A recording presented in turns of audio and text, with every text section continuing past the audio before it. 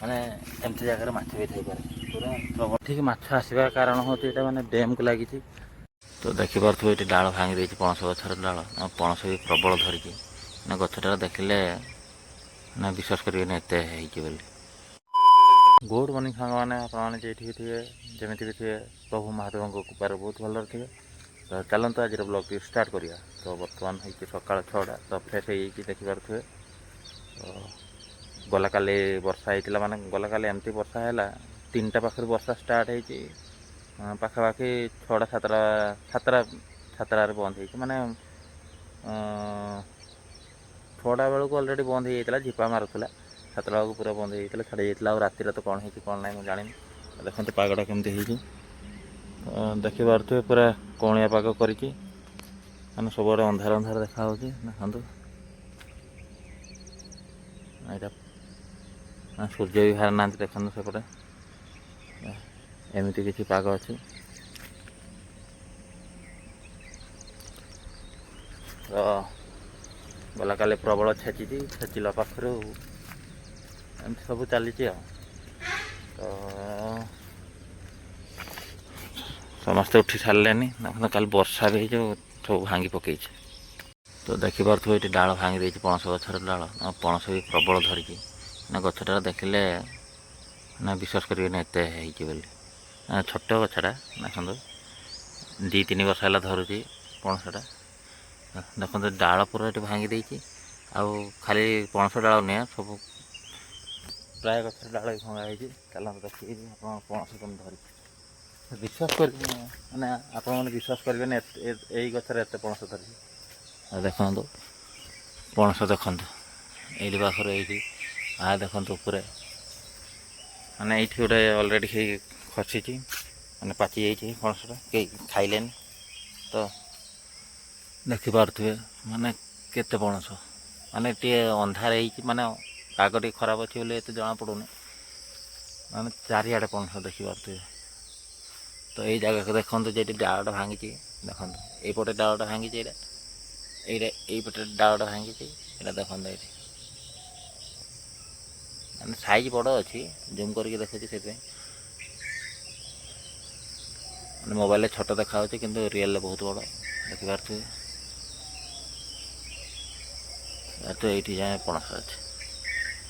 ତ ଏ ଏରିଆରେ ପଣସ ଆମ୍ବର କିଛି ଅଭାବ ନାହିଁ, ଜାମୁର ବି କିଛି ମାନେ ଅଭାବ ନାହିଁ। ତ ମୋତେ ଏବେ କାମ ପଡ଼ିଗଲା, କାମଟା ସାରିଦିଏ, ତାପରେ ଦେଖୁଛି ଆଉ କ'ଣ କ୍ଷତି କରିଛି କ'ଣ ନାହିଁ। ଯାଇକି କାମଟା ସାରିକି ଆସୁଛି। ତ ଏଇଟା ଦେଖନ୍ତୁ ଜାମୁ ଗଛ। ଜାମୁ ଗଛ ଏତେ କ୍ଷତି ହେଲାନି, କେବଳ ଗୋଟେ ଡାଳ ହିଁ ଭାଙ୍ଗିଛି। ଦେଖନ୍ତୁ ତ ଦେଖନ୍ତୁ ପୁରା ଜାମୁକୋଳି ବି ମାନେ ଦେହରେ ବହୁତ ଥିଲା। ଅଲରେଡ଼ି କାଲି ନେଇଗଲେ ଯେତେବେଳେ ଭାଙ୍ଗିଲେ ଡାଳ। ଦେଖନ୍ତୁ ଜାମୁକୋଳି, ମାନେ ଏଠି କିଛି ଖାଦ୍ୟ କିଛି ଅଭାବ ନାହିଁ। ତ ଏମିତି ପୁରା ଭାଙ୍ଗି ପକେଇଛି। ଭାଗ୍ୟ ଭଲ କେବଲଟାରେ ପଡ଼ିନି, ଏପଟେ କେବଲ ଅଛି।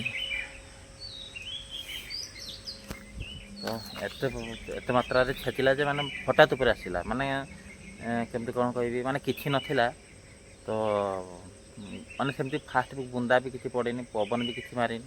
ଫାଷ୍ଟ ବର୍ଷା ହେଲା ପରେ ଯାଇକି ପବନ ମାରିଲା। ପବନ ବି ଏମିତି ଭୟଙ୍କର ପବନ, ମାନେ ଡରିକି ଆମର ଫାଟିକି 4 ନୁହେଁ 64 ହେଇଗଲା। ଏମିତି ପବନ ହେଇଛି। ତ ସେଇଠି ଚାଚା ଅଛନ୍ତି, ଦେଖିପାରୁଥିବେ ଚାଚା ଗାଡ଼ି ସେଇଠି ଠିଆ ହେଇଛି। ଚାଚା ଭିତରେ ଅଛନ୍ତି, ରୋଷେଇ କରୁଛନ୍ତି। ମାନେ ରୋଷେଇ ନା ନାହିଁ କ'ଣ ବସିଛନ୍ତି ପ୍ରାୟ। ତ ଏବେ ତ କିଛି ଲୋଡ଼ିଂ ନାହିଁ। ତ 10ଟା ବେଳକୁ ଲୋଡ଼ିଂ ହେବ। 10ଟା ବେଳକୁ ଲୋଡ଼ିଂ ପରେ ସେ ବାହାରିବେ। ତ ଚାଚାଙ୍କର ପ୍ରାୟ ଏଜ୍ ହେଇଗଲା, ମାନେ ଏଜ୍ ଦେଖିଲେ ଏଜ୍ ଭଳିଆ ଦେଖା ହେଉଛନ୍ତି, କିନ୍ତୁ ଏଜ୍ ହେଇନି। ମାନେ ସେ ରାଜସ୍ଥାନର ନା, ରାଜସ୍ଥାନ ତାଙ୍କ ଟିକେ ନାଇଁ, ରାଜସ୍ଥାନୀ ମାନଙ୍କର ଖାଇବା ଜାଣିଥିବେ, ପୁରା ହେଭି ଖାଆନ୍ତି। ଖାଲି ଟିକେ ବାଳ ପାଚି ଯାଇଛି, ନହେଲେ ଚାଚା ଆମର ପୁରା ଟକା। ତ ଏଇଠି ଦେଖିପାରୁଥିବେ ପିଜୁଳି ଗଛ। ତ ପିଜୁଳି ଗଛଟା ଦେଖନ୍ତୁ କେତେ ସାଇଜ୍ର ହେଇଛି। ପିଜୁଳି ଦେଖିବେ, ଚାଲନ୍ତୁ କେମିତି ହେଇଛି। ଦେଖିପାରୁଥିବେ ଏଇଠି ପାଖରେ ପିଜୁଳି ହେଇଛି।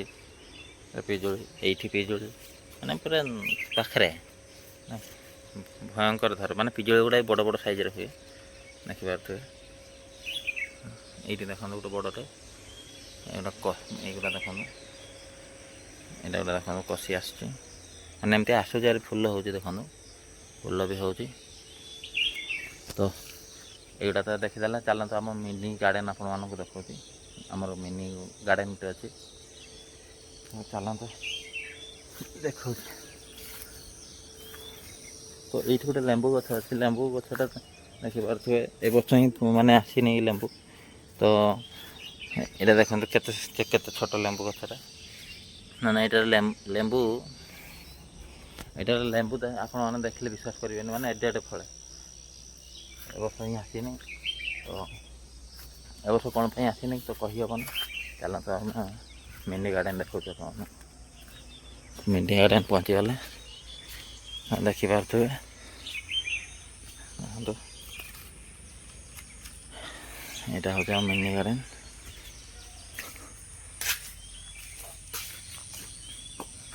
ଏଇ ଫୁଲଟି କିଏ ଜାଣିଛନ୍ତି କମେଣ୍ଟରେ କୁହନ୍ତୁ, ମୁଁ ତ ଜାଣିଛି। ଦେଖନ୍ତୁ ଏମାନେ ଆର ଗୋଟେ ଜାଗାରେ ଲଗା ହେଇଥିଲା, ସେ ମଞ୍ଜି ପଡ଼ିକି ସବୁଆଡ଼େ ହେଇଯାଇଛି।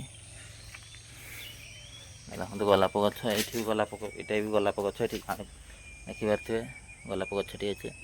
ତ ଏଇଟା ଏତେ ଧରୁନି। ଆଗରୁ ଫାଷ୍ଟ ବର୍ଷ ବଢ଼ିଆ ଧରିଲା, ତାପରେ ସେକେଣ୍ଡ ବର୍ଷ ପାଖରୁ କ'ଣ ହେଲା କି ଏତେ ଧରିଲାନି। ତ ଏଇଠି ଗୋଟେ ଆଉ ଗୋଟେ ଗୋଲାପ ଗଛ ଅଛି। ସେ ଗୋଲାପ ଗଛରେ ଗୋଲାପ ପ୍ରବଳ ଅଛି, କିନ୍ତୁ ଗଛଟା କ'ଣ ହେଇଗଲା ଏମିତି କିଛି ଜଣାପଡ଼ୁନି। ଯଦି ଜାଣିଥିବ କମେଣ୍ଟରେ କହିଦେବେ। ତ ଗଛରେ କ'ଣ ହେଇଛି, ମାନେ ବହୁତ ଶୀଘ୍ର ଗ୍ରୋ କରିଗଲା, ପ୍ରବଳ ଫୁଲ ଧରିଲା। ତାପରେ କ'ଣ ହେଲା କେଜାଣି ଆଉ ଫୁଲ ଧରୁନି। ଦେଖିପାରୁଥିବେ ଫୁଲ ଏବେ ବି ଧରିଛି, 10-12ଟା ପ୍ରାୟ ଫୁଲ ଅଛି। ତ ଦେଖନ୍ତୁ ଗଛଟା ବହୁତ ଶୀଘ୍ର ଗ୍ରୋ କରିଗଲା। ତ ଏଠି ଦେଖିପାରୁଥିବେ ପତ୍ର ଗୁଡ଼ା ଏମିତି ହେଇଯାଇଛି। ଆଉ କ'ଣ କଲେ ଗଛଟି ଠିକ୍ ହେବ ଟିକେ କମେଣ୍ଟରେ କହିଦେବେ। ତ ଏଇ ଗଛ ବି ବହୁତ ଶୀଘ୍ର ଗ୍ରୋ କରିଗଲା। ଏଇଟା ବି ବହୁତ ସାନ ବେଳେ ଅଣା ହେଇଥିଲା, ମାନେ ବହୁତ ସାନ ଥିଲା। ଟୋଟାଲ୍ ଏମାନଙ୍କୁ ମାନେ 3-2.5 ବର୍ଷ ହେଇଯିବ। ତ ଏଇଠି ଅଛନ୍ତି, ଏଇଠି ମା ବୃନ୍ଦାବତୀ ଅଛନ୍ତି, ଦେଖିପାରୁଥିବେ। ଦେଖନ୍ତୁ ଏଇ ଗଛଟାରୁ ସବୁ ହେଇଯାଇଥିଲା। ଏଇ ଗଛଟା ପୁରା ଛୋଟ ଥିଲା, ଛୋଟ ମାନେ କିଛି ନଥିଲା। ଏବେ ଦେଖନ୍ତୁ କେତେ ହେଇଯାଇଛି। ଫୁଲ ବି ଦେଖିପାରୁଥିବେ ପ୍ରବଳ ଧରିଛି। ତ ଏଇଠି ଆମର ଗୋଟିଏ ପୂଜା ବି ହୁଏ। ତ ସେଥିପାଇଁ ମାନେ ଗଛ ଲଗାଇବା କାରଣ କ'ଣ, ଗଛଟା ଆପଣମାନେ ଜାଣିଥିବେ ଆମକୁ କ'ଣ ମାନେ ସାହାଯ୍ୟ କରେ। ଆଉ ଗୋଟେ ମାନେ ଏଇ ଜାଗାଟା ଫାଙ୍କା ଥିଲା ନା, ଫାଙ୍କା ଯେତେବେଳେ ଥିଲା କି ମାନେ ଭଲ ଲାଗୁନଥିଲା, ସେଥିପାଇଁ ଫୁଲ ଲଗାଇଦେଲେ, ଫୁଲ ଗଛ ଲଗାଇଦେଲେ ମାନେ ଟିକେ ଭଲ ଲାଗିଲା, ଗାର୍ଡ଼େନ୍ ଟାଇପ୍ର ଟିକେ ଲାଗିଲା। ତ ଆଉ ଏଠି ମାନେ ଅଫିସ୍ ଭିତରେ ବି ପୂଜା ହୁଏ, ସେଇଥିପାଇଁ ମାନେ ଫୁଲ ଗଛ ଲଗାଇଦେଲେ ଭଲ। ଆହୁରି ଆମର ବର୍ଷକୁ ଥରେ ନା 6 ମାସକୁ ଥରେ ଆମର L&T ନା ଆମ କମ୍ପାନୀ ତରଫରୁ ଫୁଲ ଲଗା ହୁଏ। ତ ଏଇଠି ଲଗା ହୁଏନି, ବାହାରେ ଲଗା ହୁଏ। ସେଠିକି ଲଗା ହୁଏ ମାନେ 200-300 ଗଛ ନାହିଁ, 1000 ଉପରେ ଗଛ ଲଗା ହୁଏ। ତ ଗଛ ଲଗାଇବା ଭଲ। ଆମ କମ୍ପାନୀ ଯେଠିକି ବି ଯାଏ, ମାନେ ଯୁଆଡ଼େ ବି ଯାଏ, ଫୁଲ ନା ଗଛ କିନ୍ତୁ ଲଗାଏ, ସରି ଫୁଲ କହିଲି। ତ ଚାଲନ୍ତୁ ଆଗକୁ କ'ଣ ହେଉଛି ଦେଖିବୁ। ତ ଫାଇନାଲି ବର୍ତ୍ତମାନ ଡ୍ୟୁଟିରେ ଛୁଟି ହେଇକି ପଳେଇ ଆସିଲି। ତ ଭୋକ ପ୍ରବଳ ଜୋରରେ ଲାଗିଲାନି, କାହିଁକିନା 2ଟା-2.5ଟା ହେଲାଣି। ତ ଭୋକ ଲାଗିଲାନି। ତ ଖାଲି ଭାତ ହେଇଛି, ଆଉ କିଛି ହେଇନି।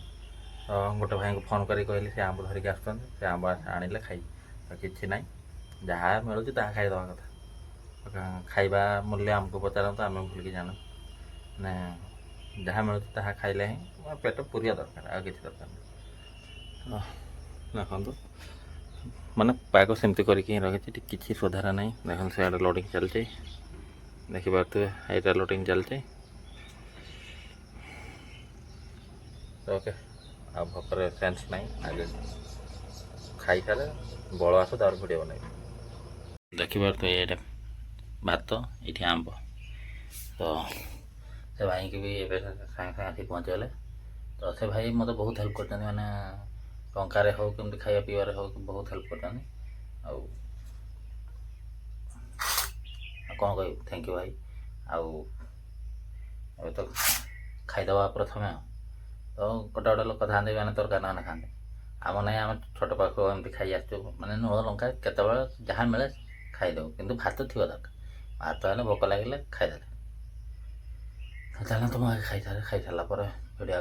ତ ଏଇଠି ଗୋଟେ ଥିଲା ବଡ଼ ମାଛଟେ, ମାନେ ପ୍ରବଳ ବଡ଼ ମାଛ, କାହିଁକିନା ଗଛଟା ଦେଖନ୍ତୁ ପୁରା ଗଡ଼ି ଯାଇଛି। ଏ ଯେ ଆ ଦେହରେ ଯେଉଁ ଅଛି ଏଇଟା ପୁରା ଫମ୍ପରାଟା, ମାନେ ତା ଦେହରେ ସିଆଡ଼େ ବହୁତ ଇଏ ଅଛି, ଏଇଟା ମାନେ ବାଡ଼ି ଖେଞ୍ଚିଲା ବେଳକୁ ଯାଉଛି ଭିତରକୁ। ତ ଏଇଠି ଗୋଟେ ମସ୍ତ ବଡ଼ ମାଛ ଥିଲା, ତ ଏବେ ବି ଅଛି ପ୍ରାୟ ଲାଗୁଛି। ତ ଆପଣମାନେ କେହି ବିଶ୍ୱାସ କରିବେନି, ମାନେ ଏମିତି ଜାଗାରେ ମାଛ ବି ଥାଇପାରେ, ପୁରା ପ୍ରବଳ ବଡ଼ ମାଛ, ମାନେ ମାନେ ବହୁତ ବଡ଼ ମାଛ, ପାଖାପାଖି 5 କିଲୋରୁ ଅର୍ଧ ହେବ, ଏତିକି ବଡ଼ ମାଛ ଥିଲା।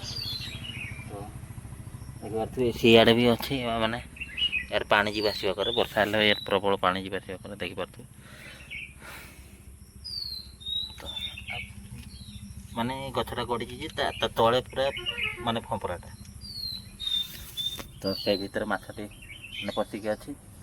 ତ ଦେଖାଯାଉ, ତାକୁ ଟ୍ରାଏ କରୁଛି ପକେଇବା ପାଇଁ, ପାରୁଛି କି ନାହିଁ।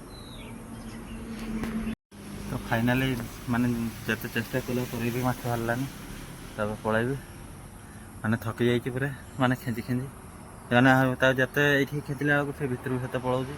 ତ ମାନେ ମାଛ ଜଣା ପଡ଼ୁଛି ମାଛ ଦେହରେ ବାଜୁଛି ବୋଲି, କିନ୍ତୁ ମାଛ ବାହାରୁନି। ତ ଏଠି ମାନେ ଏଠି ମାଛଟି ଆସିବାର କାରଣ, କାଲି ପ୍ରବଳ ଜୋରରେ ବର୍ଷା ହେଇଥିଲା, ସେଇଥିପାଇଁ ମାଛଟି ପଳେଇ ଆସିଛି। ଦେଖିପାରୁଥିବେ ପାଣି ଆଜି ଅଳ୍ପ ଅଳ୍ପ ଧାଇଁଛି, ଅଳ୍ପ ଅଳ୍ପ ପାଣି ଅଛି, କିନ୍ତୁ ଏଇ ଜାଗାଟାରେ ଅଧିକ ପାଣି ଅଛି। ଆଉ ସେଇଠି ଅଛି ଆଗକୁ ଗୋଟେ ବ୍ରିଜ୍, ମୁଁ ଦେଖଉଛି ଉପରକୁ ଯାଉଛି। ତ ଦେଖିପାରୁଥିବେ ଏଇଟା ହେଲା ବ୍ରିଜ୍, ସେଇଟା ହେଲା ମେନ୍ ରୋଡ଼୍ଟା। ତ ଏଇଠି ବ୍ରିଜ୍ ଅଛି, ଏଇଆଡ଼େ ଦେଇକି ଯିବାର ଥିବ, ଏଇଆଡ଼େ ଦେଇକି ଯିବ, ନହେଲେ ଯାଇପାରିବନି। ଦେଖିପାରୁଥିବେ ଏ ଭିତରେ ଦେଇକି ପାଣି ଯିବା ଆସିବା କରେ, ଯଦି ଯିବ ମାଛଟି ଏଇ ଭିତରେ ଦେଇକି ଯିବ, ନହେଲେ ଆଉ କୁଆଡ଼େ ଜାଗା ନାହିଁ ଯିବା ପାଇଁ। ଓକେ, ଚାଲନ୍ତୁ ପଳେଇବା ରୁମ୍କୁ। ଆଉ ତ ଏଇଠିକି ମାଛ ଆସିବାର କାରଣ ହେଉଛି ଏଇଟା ମାନେ ଡ୍ୟାମ୍କୁ ଲାଗିଛି, ଆଉ ସେଇଥିପାଇଁ ମାଛ ପଳେଇ ଆସନ୍ତି। ମଝିରେ ମାନେ ଖରାପ ଟାଇମ୍ରେ ବି ମାଛ ଗୋଟେ ପଳେଇ ଆସିଥିଲା। ଏଇଠି ଆମର ଜଣେ ଅଛନ୍ତି ଭାଇ, ତାଙ୍କ ସାଥିରେ ଆମେ ଧରିବା ପାଇଁ ଟ୍ରାଏ କରିଥିଲୁ ଯେ, କିନ୍ତୁ ମାଛ ଧରା ପଡ଼ୁନଥିଲା। ମାନେ ସେଇ ଯେ ବ୍ରିଜ୍ ଆପଣଙ୍କୁ ଯେଟା ଦେଖିଲେନି, ସେଇ ଭିତରେ ହିଁ ସେ ପଡ଼ିଯାଇଥିଲା। ମାନେ ମୁଁ ଥରେ ପଶିଥିଲି ଏକୁଟିଆ ଜାଲ ଧରିକିନା, କିନ୍ତୁ ସେ ମାନେ ମୁଁ ଟିକେ ହାଇଟ୍ ଅଛି, ହାଇଟ୍ ପାଇଁ ମୁଁ ସେ ଭିତରେ ଭଲ କି ମାନେ ପଶି ପାରୁନଥିଲି, ସେଇଥିପାଇଁ ମାଛଟାକୁ ଧରି ପାରିଲେନି। ମୁଁ ଭାବୁଛି ସେଇ ମାଛଟି ଏବେ ଉପରକୁ ପଳେଇ ଆସିଛି, ଯେହେତୁ ବର୍ଷା ହେଇଛି ସେଥିପାଇଁ ଉପରକୁ ପଳେଇ ଆସିଛି। ଆଉ ତ ଧରି ତ ପାରିଲେନି, ଥକିଗଲି। ତ ଦେଖିପାରୁଥିବେ ଏପଟେ କି ନଜାରା, ମାନେ ଚାରିଆଡ଼େ ପାହାଡ଼, ଚାରିଆଡ଼େ ହିଁ ପାହାଡ଼ ପାହାଡ଼ ପାହାଡ଼। ତ ମୁଁ ଆପଣମାନଙ୍କୁ ବ୍ୟାକ୍ କ୍ୟାମେରା କରିକି ଦେଖାଉଛି, ଦେଖିପାରୁଥିବେ ପୁରା ଚାରିଆଡ଼େ ପାହାଡ଼ ହିଁ ପାହାଡ଼।